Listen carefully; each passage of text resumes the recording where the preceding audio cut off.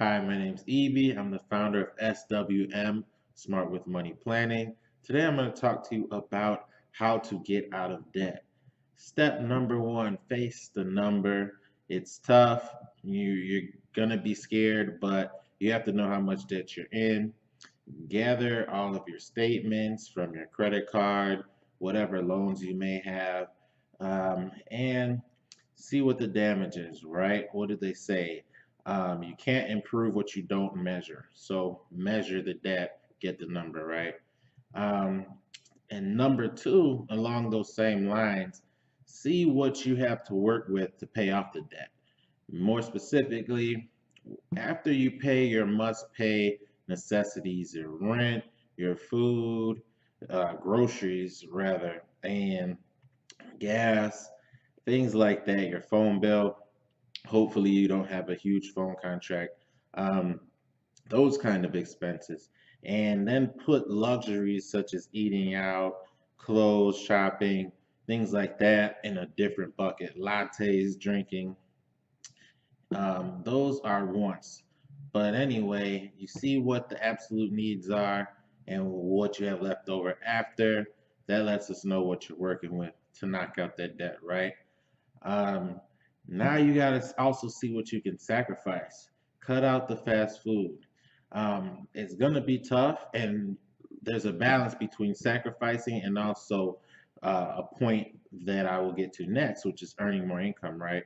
But at the end of the day, um, you maybe enjoyed some stuff before you could have really afford it. So now, just being true to yourself, you know, give yourself a little pain, a little sacrifice, cut back on your fast food, going out, drinking, cable, other subscriptions. You may be subscribed to some, I don't know, publications online, music services, things like that that you realize you don't use. Audible, maybe. Uh, if you don't really use a subscription, you can always subscribe again later. You got to get out of debt, right? Number four, earn more income. There's a great website that is called sidehustle.com, SIDEHUSL.com, and it reviews a lot of the popular side hustles, part-time income sources, and it ranks them so you can know, and it lets you know what's worthwhile and what's not, basically. Also, if you have something that you do, some hobby that a lot of people ask you about, or you know more about something than most people, turn it into a consultancy, turn it into a service of business. You got to get creative here, get out of debt, right? So now you know what you have to knock out the debt and you know how much debt you have. So this next point is number five, use the debt snowball method. Keep it simple. The lowest balance, knock it out first. If you have a past due bill for 150 bucks, you have, who knows, a personal loan for $1,000, credit card debt of $5,000.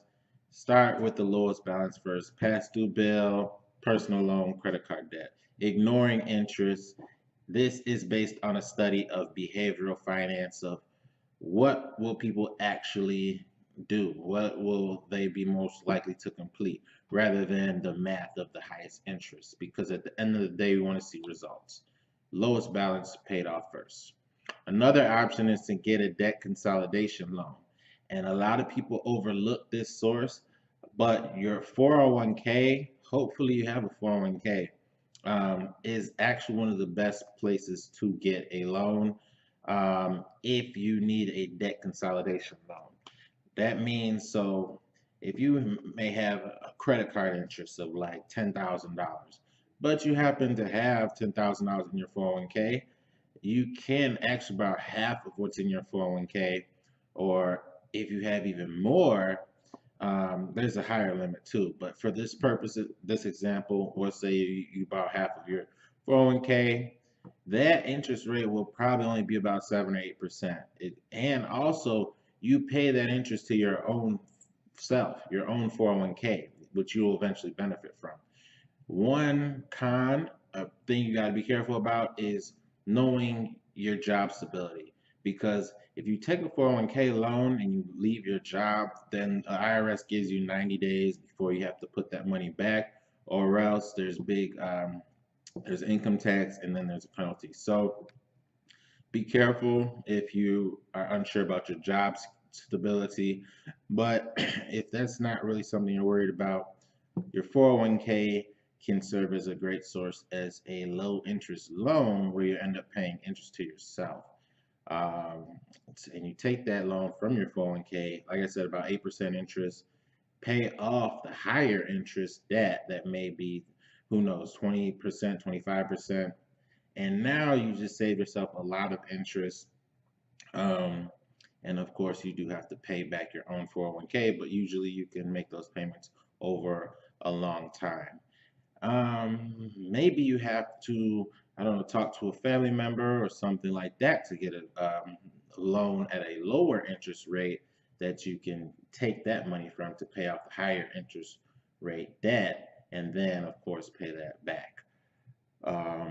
Number seven, stay out of debt. How do you do this?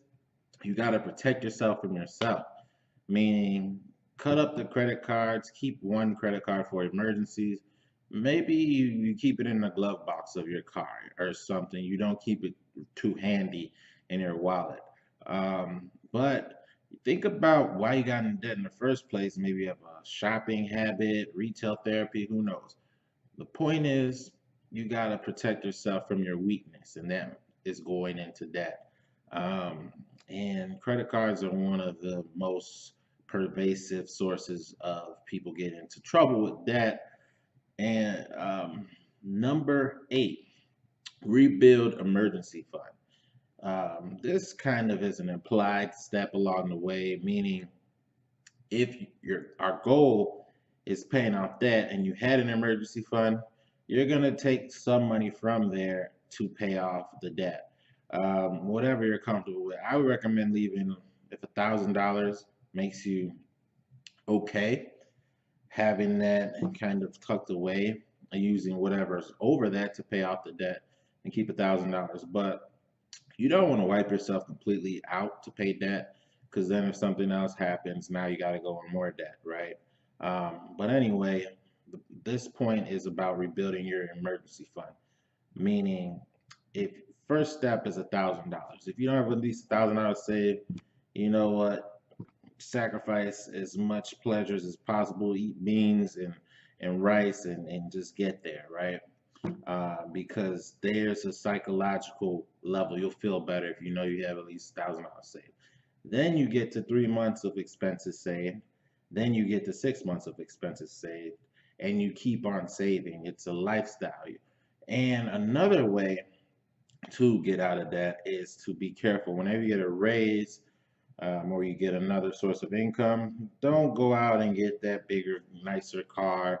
Don't go out and just shop more. Be careful because you're going to feel almost entitled to enjoy yourself.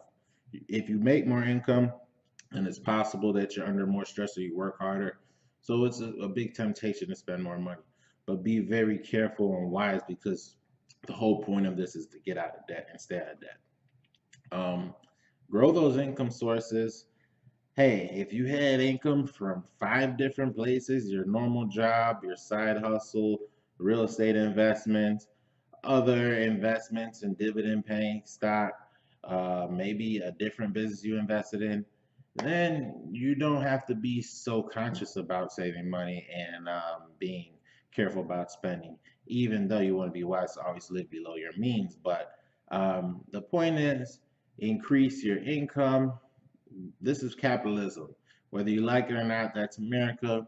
You gotta kind of be like that animal, that lion in the jungle that's always looking for that next meal, meaning the meal being your incomes or income sources. You kind of always got that fire under you in capitalism, and a lot of people don't like it. It's tough, but that's just what it is. Always look to try to increase your income without, sacrificing your health and your income sources, and you will have a better life style, financially at least, in this system that we're in. Hire a coach like me who can help you put all this together and keep you on track. I will include my information at the end of this video, but that's how to get out of debt, okay? Um, Contact me and I can give you this list. Thank you and have a great day. Bye.